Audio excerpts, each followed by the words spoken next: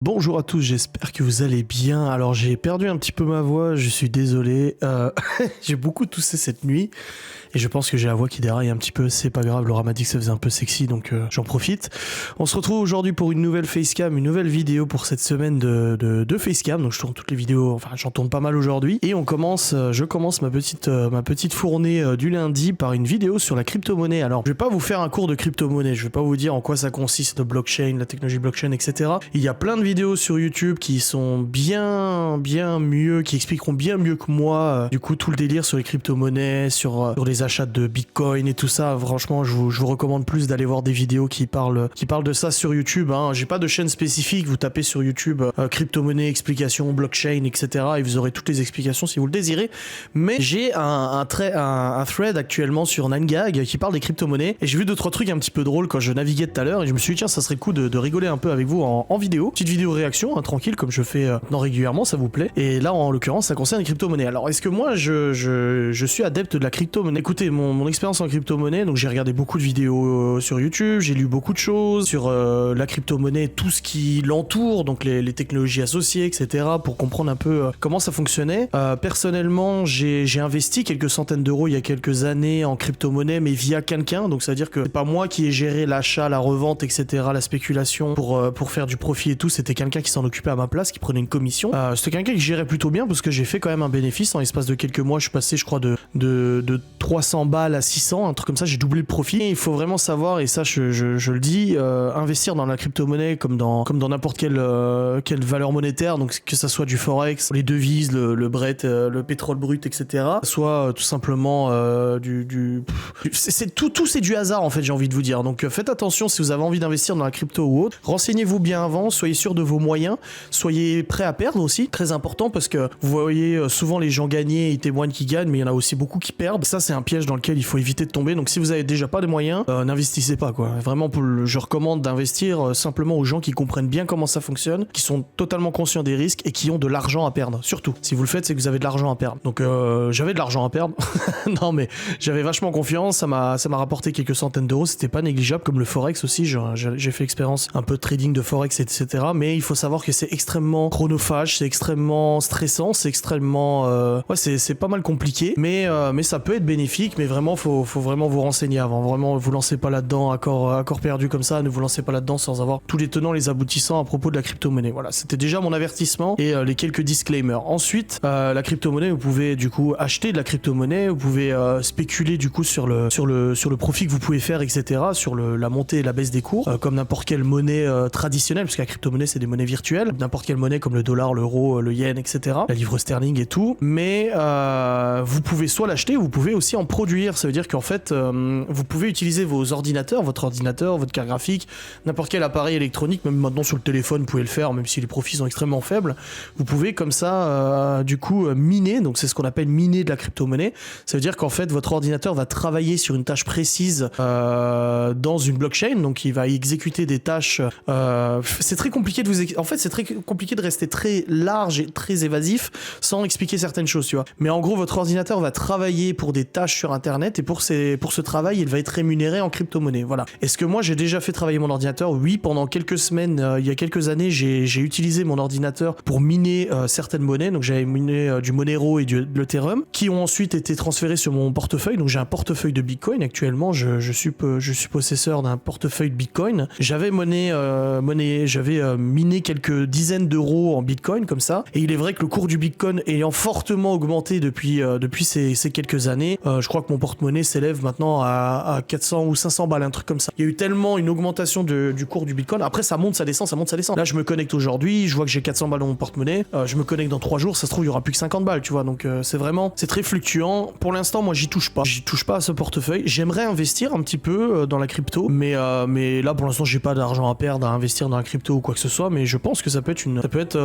rapporter du profit. Après, pour tout ce qui est comment bénéficier de vos bitcoins, comment utiliser, comment payer avec, il y a de plus en plus de marchands, il y a de plus en plus de sites internet, il y a de plus en plus de choses qui se font avec des crypto-monnaies. Il y a même aux États-Unis des gens qui peuvent acheter des maisons avec la crypto-monnaie et tout, mais pour l'instant, voilà, c'est pas non plus ultra répandu, c'est pas non plus ultra utilisé, et ça se commence petit à petit à se démocratiser. Il faut savoir aussi qu'il y a des taxes maintenant sur la crypto-monnaie. Si par exemple vous avez un portefeuille de bitcoin que vous voulez transférer en euros euros sur votre compte bancaire en France, l'État va appliquer une taxe de 40%, je crois, ou 40% de taxe sur votre crypto-monnaie. Alors, il y a des gens qui sont devenus millionnaires grâce à ça. Il y a des gens qui ont tout perdu à cause de ça. Donc voilà, c'est vraiment pas un truc à prendre à la légère. Et comme je vous le dis, c'est extrêmement chronophage et extrêmement fluctuant. Donc c'est pas beaucoup d'investisseurs, beaucoup de gens que je suis sur Instagram ou les réseaux qui sont millionnaires, qui ont beaucoup d'argent, le disent dans leur story ou le disent régulièrement quand ils en parlent. La crypto-monnaie pour l'instant, ça reste beaucoup trop fluctuant pour pouvoir vraiment se poser dans un réel investissement. C'est pas t'achètes une baraque, tu la loues. Là, c'est trop fluctuant et c'est trop fragile pour l'instant. C'est mon avis. Voilà. Bref, on se retrouve du coup sur le site 9gag, donc je vais actualiser.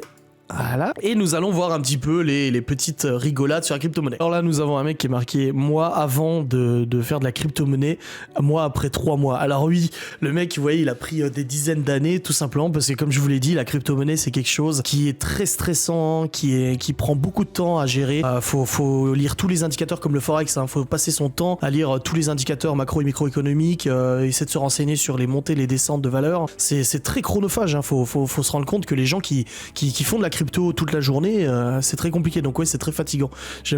Ça me fait délirer l'image. Alors c'est peut-être des images qui vous parleront peut-être pas ou qui vous feront peut-être pas rire, mais moi j'ai envie de vous partager ça, donc c'est tout, ok. Alors, quand votre bénéfice, votre profit total repasse dans le vert après avoir perdu 15%. I'm back, baby. Mais je vous jure, hein, c'est ça la crypto, c'est que des fois tu deviens ma boule en fait. Tu vois que ça descend, t'es là. Mais je dois faire quoi? Est-ce que je dois vendre pour éviter de limiter mes pertes, ou est-ce que je dois laisser en espérant que ça remonte? C'est un truc de malade, hein, ça te rend dingue. Hein. Moi, je sais que ça m'a pris quand j'ai fait du forex pendant quelques semaines, mais ça me montait la tête. Quand je perds mon argent pour la première fois, je perds mon argent en crypto-monnaie pour la première fois, le mec il est sous assistance respiratoire. Moi maintenant, quand il y a 30% de perte, et tu vois le mec il se casse la gueule et il se relève tout de suite. Mais c'est ça en fait, au bout d'un moment tu t'y habitues. Au début c'est effrayant, mais après tu t'y habitues et tu sais que quand tu perds, c'est pas forcément une perte irréversible. En fait, ça peut très vite remonter, c'est très fluctuant. Quand tu vois une grosse bougie rouge 2 secondes après avoir acheté. Alors je vous explique encore une fois, au niveau des tout ce qui est graphique de crypto, même de monnaie, de forex, etc. En fait, les bougies, c'est simplement les indicateurs d'achat et de revente. Et quand il y a une bougie rouge, ça veut dire qu'il y a beaucoup de gens qui sont en train d'acheter, et du coup la valeur descend en fait, tout simplement. Et du coup le mec il vient d'acheter exprès pour que ça augmente, et il voit qu'en fait ça descend, la valeur descend, et du coup le mec il est deg. J'adore. Un dîner aux bougies, alors que le bon dîner aux bougies c'est les bougies vertes d'augmentation de valeur de la crypto-monnaie. Mais je vous jure, ça vous prend tellement de temps la crypto, c'est juste ouf quoi.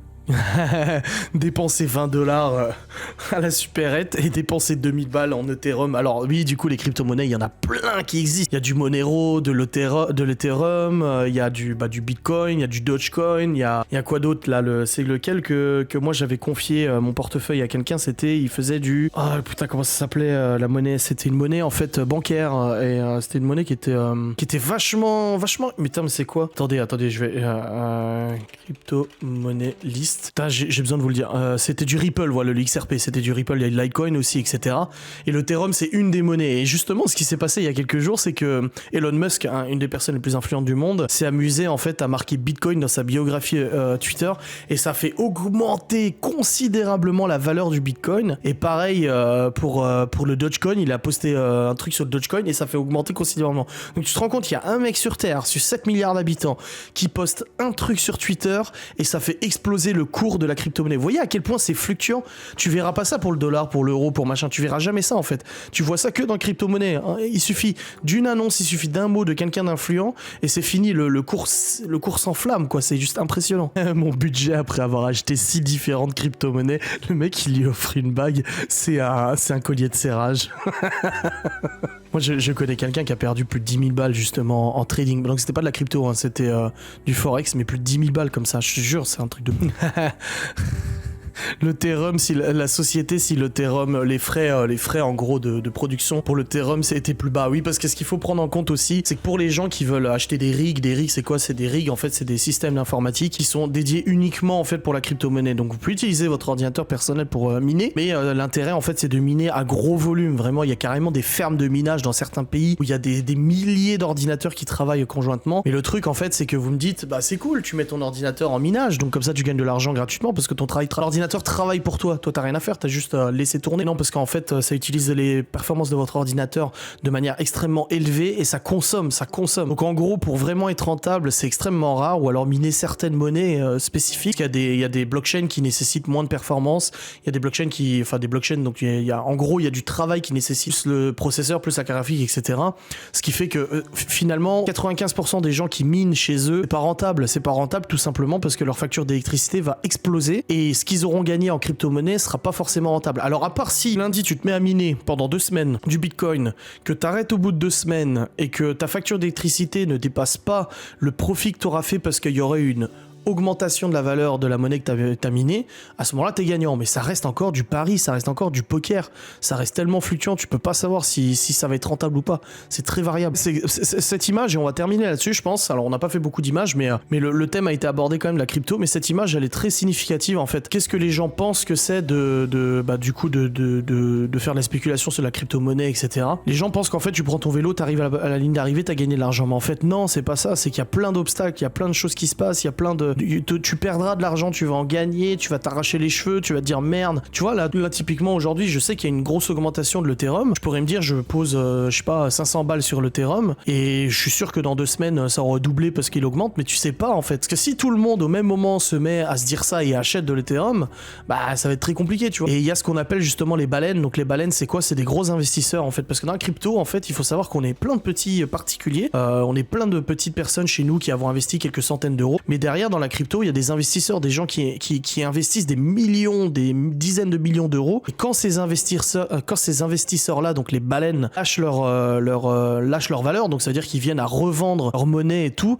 ça crée une chute drastique de la valeur de la monnaie. Ça crée une chute tellement énorme que du coup, bah toi petit comme tu es, tu vas perdre en fait. Tu vas perdre. Et c'est ça qui est vachement dangereux, c'est ces baleines-là qui du jour au lendemain peuvent lâcher une monnaie, du coup faire baisser sa valeur d'une manière colossale. Toi, 95% des gens qui étaient simplement des petits particuliers perdent tout pendant que les gros se sont enrichis. En fait, c'est toujours comme ça, c'est celui qui a le plus de moyens qui prendra le plus de risques mais qui gagnera le plus de toute façon. Donc c'est très compliqué, voilà. Donc on a fait le point un peu sur ce thème de la crypto-monnaie. Alors je sais que c'est pas une vidéo habituelle pour vous, c'est pas une vidéo qui vous intéresse le plus sur ma chaîne YouTube, et je trouvais intéressant de vous faire un petit peu un point de situation et puis vous regardez un petit peu de trois images, parce que vous faire une vidéo où je vais raconter la crypto-monnaie c'est ça, alors que déjà il y a des vidéos qui l'expliquent mieux que moi, mais je trouve que c'est bien de l'imager un petit peu et d'en rigoler un petit peu sur internet, voilà.